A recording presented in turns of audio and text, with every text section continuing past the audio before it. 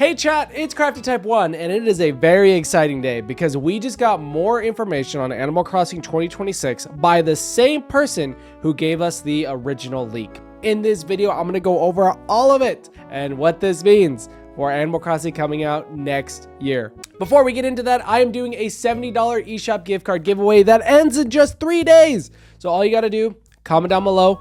Make sure you're subscribed. I'll be doing a whole nother video announcing the winner. In the description is rules and regulations, as well as a sheet outlining all the entries. Thank you so much for the support. Now let's get right into it. So if you guys didn't know, prominent leaker Nash Weedle said this in 2024. The next Animal Crossing is in development and will be an ultimate version. And then he lists off a bunch of game concepts. Navigating by controlling vehicles, large city, adventure missions, more collaborative multiplayer, and a release date planned for 2026. And this was all the way back on March 12th, 2024.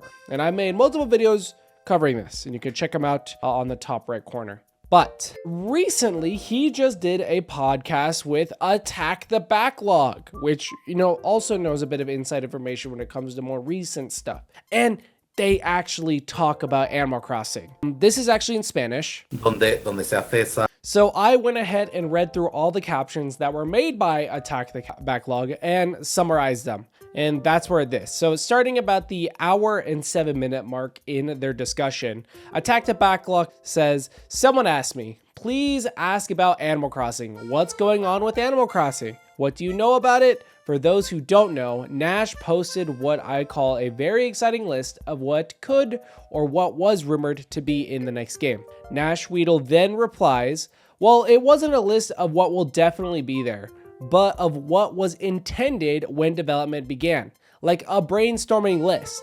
When I published that, the target was 2026. I haven't had any updates since then. Nothing new has come to me, but as soon as I hear something, I will publish it. Attack the Backlog then just responds with, what you published made me very happy because I loved Animal Crossing on GameCube, but with later versions, DS, 3DS, Wii, Switch, I felt like they never advanced enough. When I read what you wrote, that they were considering cars, bigger cities, more multiplayer, puzzles, minigames is exactly what the series needs. And again, he's going back to this original tweet. Lastly, Nash concludes with, yes, the idea was to do with Animal Crossing what Breath of the Wild did for Zelda. A clear evolution, something different, so it doesn't feel like you're playing the same game again. We will see. And that is basically the bulk of the new information. They then talk about a bunch of, third-party games. Nothing about Animal Crossing after that. 2 things to note. Nash said the minute he finds something else out, he will immediately let us know and publish it. But the only kind of shred of new information we got from this was that the idea was to do what Breath of the Wild did for Zelda. And it honestly feels that way. New Horizons was what? The 5th game in this series? I might be wrong in saying that. It was close to the 5th. That's quite a few games to kind of repeating the same thing. And I think after New Horizons, there's going to have to be a switch to make it feel different, more exciting. Because hypothetically, now that we have the mass amounts of people that played it, what was that, 48 million that were purchased it on the Switch 1, they're going to be expecting the same, but also drastically different, if that makes sense, like a sequel should do. Less of how Tears of the Kingdom was for Breath of the Wild, but more of how Breath of the Wild rediscovered Zelda and changed what we perceived to be a 3D Zelda game, that being open world and everything like that. It is quite interesting because, even back in City Folk days, they tried to do more like online things. And we could even see this with, Breath of the Wild to the previous Legend of Zelda. They were trying to make an open world style game, but they always made like gateways, or it was always a little confusing, and they never really felt a way to pique the curiosity of the gamer. But once they looked back on the original Legend of Zelda, that's when, Aonuma and the people who developed Breath of the Wild realized it was just right there.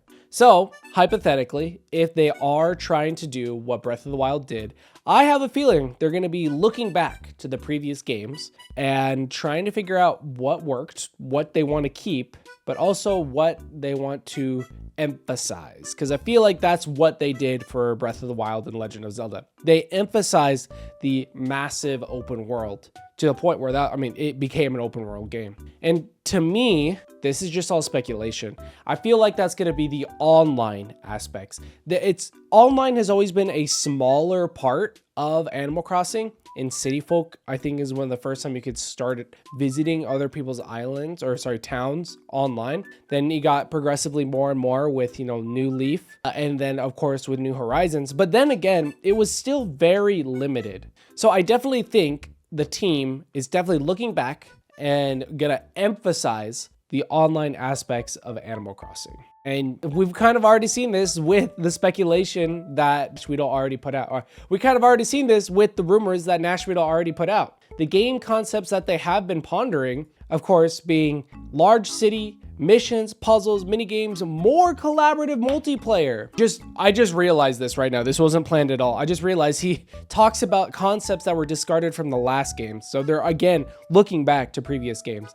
Monetary systems, large shopping centers, where players could sell their own goods, and then a completely separate online city. To me, this is screaming they're looking back at the previous Animal Crossings and they're trying to figure out how to emphasize the online. And I know it sounds like I'm repeating myself, but it's just exciting because also with Nash not hearing anything regarding the release date, I think that's a good sign. A lot of people might see that as a bad sign, but to me, if Nash hasn't heard any updates regarding the release date, that means it's still on track for 2026. It doesn't mean that something's changed. It doesn't mean that, there's some hiccups in development. It means that it's still on track for 2026, which is great because, we're so close to Animal Crossing. I'm just going to keep rambling if I don't wrap this up. But it's also good to know that he is aware of how much that tweet affected the community because, he said that in the podcast because, it's getting a lot of people somewhat excited. But he did, again, reiterate that it was only brainstorming sessions because they're trying to figure out how they're going to do what Breath of the Wild did for the Zelda series. And I think this is exciting because that means we're going to get a massive shakeup of what Animal Crossing is. Keeping the core ideas, but then shaking it up to an extent where it feels extremely new and very fresh. I think that's enough about me rambling. What do you think about the new information? Let me know that you made it this far I think that's about enough of me rambling. Let me know you made it this far in the video by sharing your thoughts on what Nash has said during this podcast episode. Giveaway is about to end, so don't forget to comment and subscribe and join the Discord because life has been crazy and I'm trying to do more live streams. Anyways, I'm Crafty Type 1 and I'll see you guys tomorrow. Thank you so much, Jesus and Evan, for being one of the first channel members.